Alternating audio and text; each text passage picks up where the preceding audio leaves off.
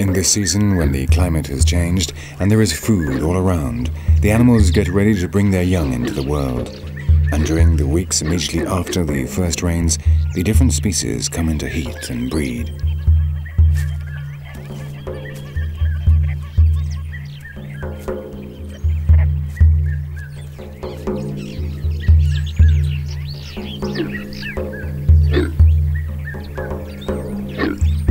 Among the Cory bustards, the males mark out their territories and begin a strange courtship ritual which consists of inflating air sacs on their necks while emitting a booming guttural sound.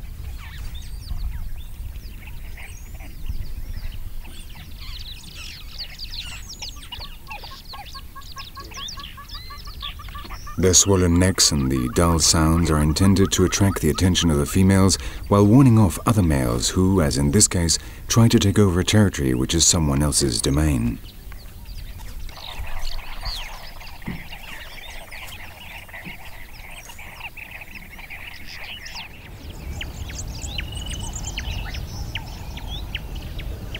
Among the antelopes, only the dominant males can breed with the females. And to occupy that position, you have to beat the others in face-to-face combats, so hopeful males gather together in groups and permanently practice.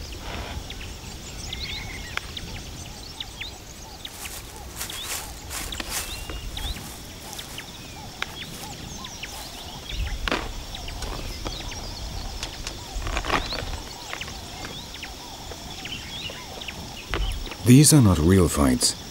The young Grant's gazelles are simply testing out their strength and keeping in shape until the time when they believe they are capable of challenging the ruler of a harem.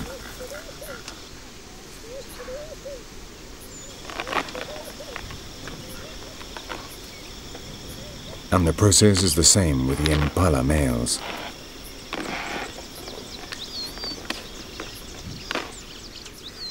Not far from where the young males are training, a dominant impala stands watch over his group of females.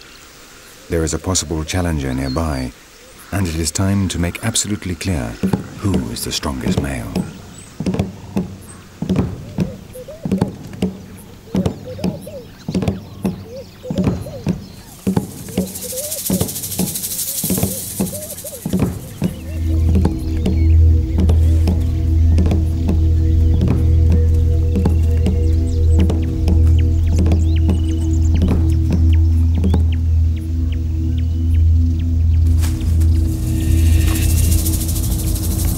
Under the watchful eye of the females, the males clash.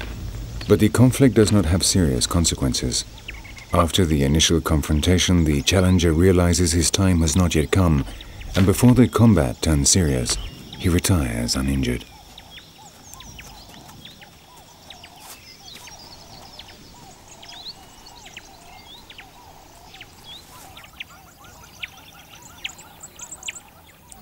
Among the oryxes, the groups are mixed and highly structured. The horns and the strength of these antelopes mean that clashes are extremely risky exercises, which could cause terrible injuries or even death. But in the groups of oryxes, where there is a clear hierarchy of males and females, the dominant position is decided by ritualized combats in which they test their strength, but avoid serious aggression.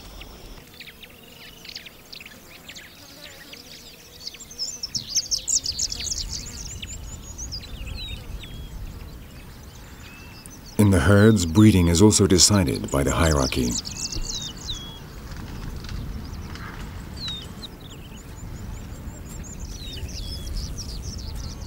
Each one knows what it can aspire to depending on its status within the group. So in the same herd, different couples can mate without this creating any conflict among them.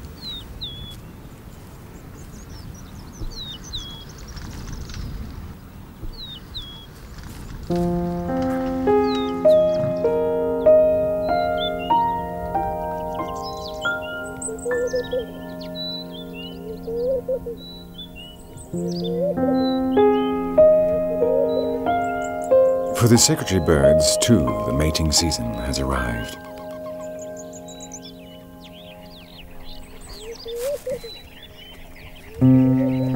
The same couple that was looking for insects shortly after the first rains is now preparing its nest.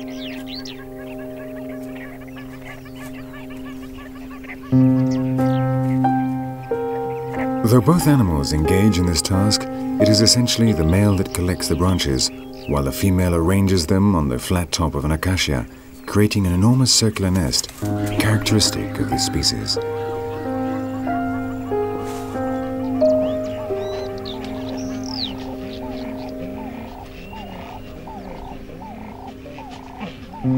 During this time, the secretary birds are attentive and affectionate with their mates, courting them on the ground, in flight and in the nest. And shortly afterwards, in a way ornithologists have still not been able to describe, they mate. They lay no more than 3 extremely valuable eggs.